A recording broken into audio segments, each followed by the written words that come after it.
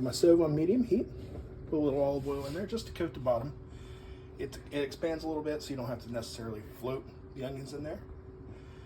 I'm going to take an onion. Let me sit you down here. All right. I'm going to take an onion. I'm just going to cut it in half. I'm going to save half that onion. I don't need it today, but I will use it. We are going to peel the rest of the onion.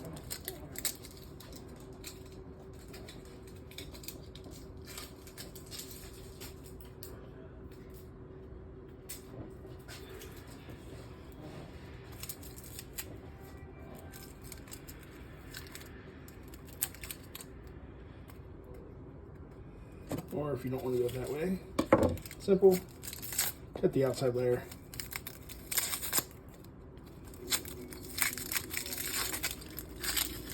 Take the outside layer off, simple as that.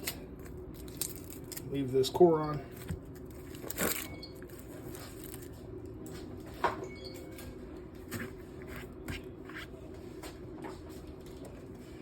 Okay, so what you're going to do is take your onion, and right when you get to here, make these cuts. Right in, right in. For those of you not experienced with cutting an onion, and take some of these, get down here if you want it a little more fine, or you can just order something to chop your onions for you, and then just come down here like this.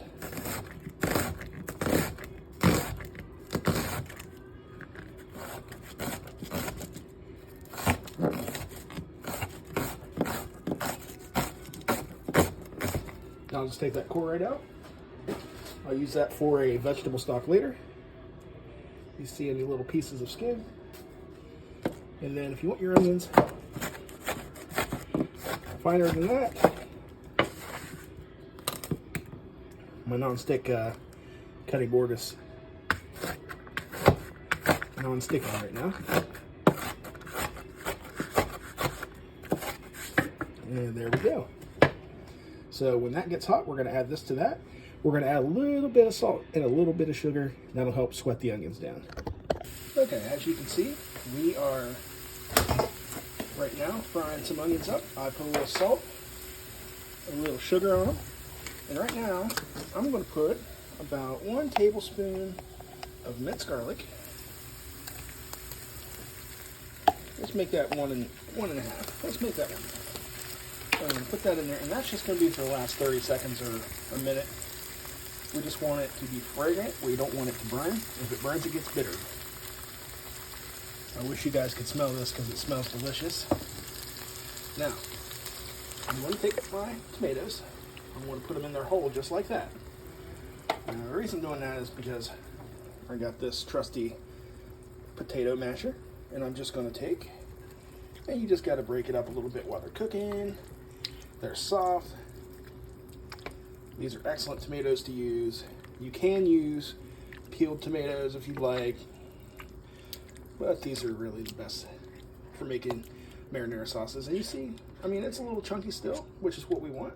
So, you're probably asking yourself, well, how's this going to get thick? Well, we're just going to take some old generic tomato soup and just add that right in there.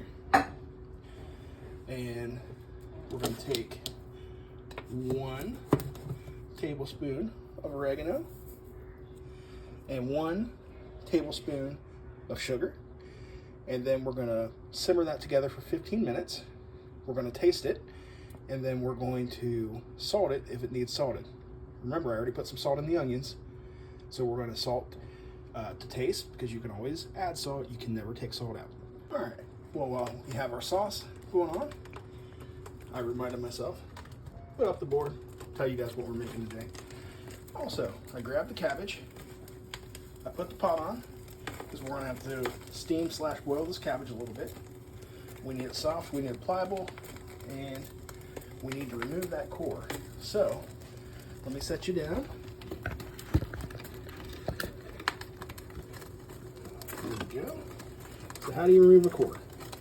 Well, you can just cut through like this, And see what I'm doing? I'm getting these veins. I'm trying to get all these. And I'm cutting kind of an inward angle. That way it'll be a little easier to pop it once I'm done. So you can just pop it out like that. Throw that in our garbage bowl. And then if you didn't get quite enough of it, you know, you can go back in for seconds.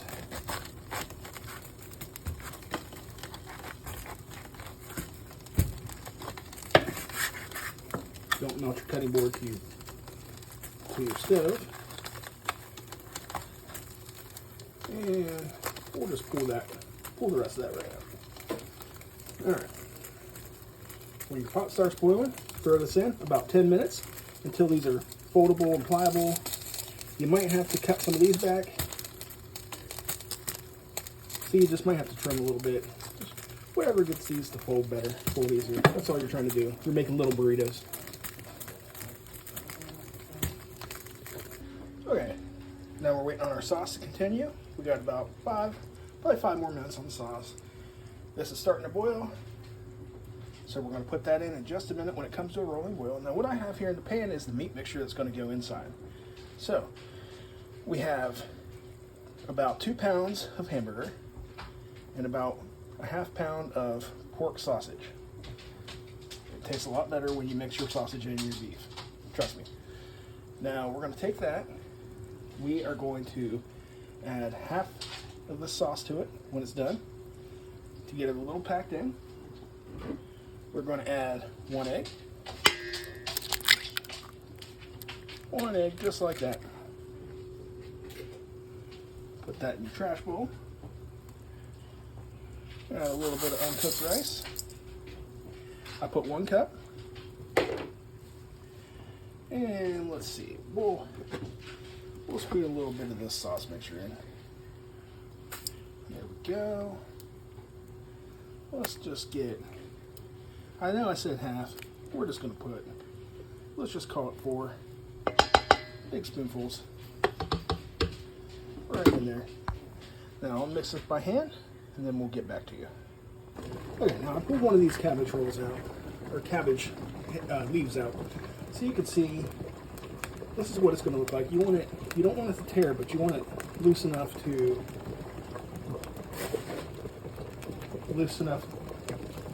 be able to fold and roll.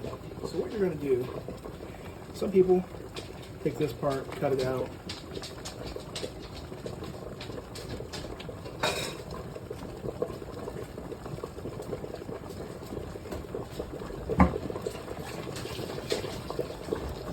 Sorry about that, lost my knife there for a second. So you just take right here, a slip there, and one across there, and you just want to take that big piece, take that sucker out, and you're left with this. So, I'm going to take, and you can do this however you want. You can do it with a melon baller, an ice cream scoop, whatever you want. Just going to make one of these, and you're going to fold it like you fold a burrito. Fold it in, fold it over, fold it under. And that's one of your cabbage rolls. You're going to line your pan with a little bit of the sauce, cabbage rolls in your pan, a little sauce on the top, and you're going to bake. So we'll come back when I have the pan done. I don't want to bore you guys with all that. As you can see, I melted my cutting board again. Get that off there while it's still hot. Alright, we'll be back.